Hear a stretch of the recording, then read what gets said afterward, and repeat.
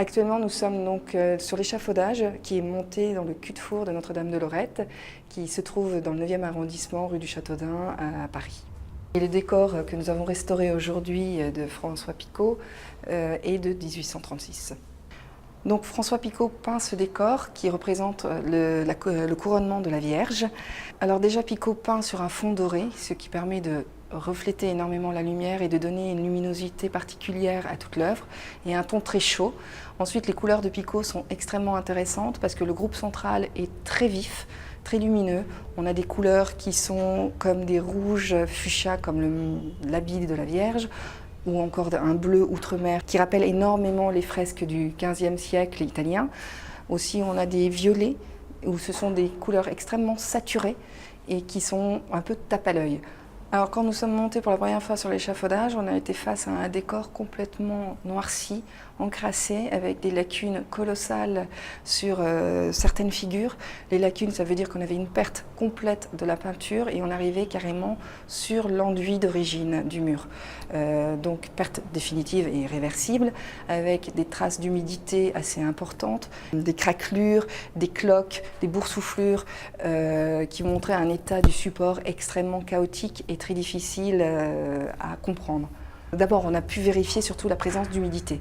On a relevé donc l'humidité partout, on a pu enlever les papiers qui étaient localisés encore et une fois éliminés les papiers, on s'est rendu compte qu'on n'était que sur des parties qui étaient des anciennes restaurations et que l'humidité était concentrée juste à ce niveau-là. Mais tout le reste, le support était sain.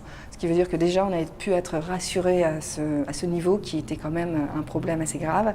En ce qui concerne ensuite l'encrassement, les vernis altérés et tout ça, c'est au fur et à mesure de la restauration qu'on a pu procéder par des techniques différentes à un décrassage, puis ensuite un dévernissage progressif et arriver enfin aux couleurs originales de Picot.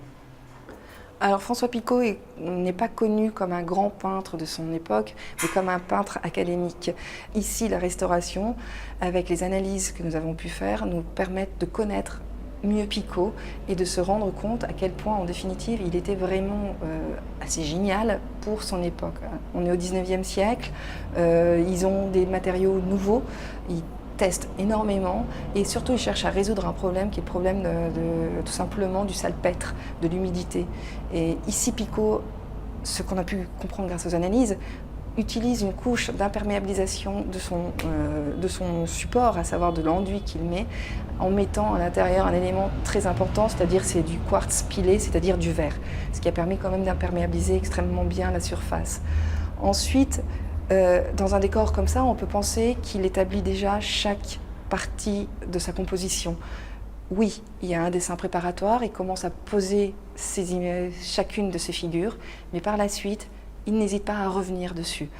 Le nettoyage nous a amené à voir tous ces repentirs. On retrouve énormément de détails partout qui sont très intéressants et qui font comprendre que le peintre n'hésitait pas de revenir tout le temps sur son décor, plus comme s'il travaillait sur un tableau de chevalet que dans un atelier que sur un mur.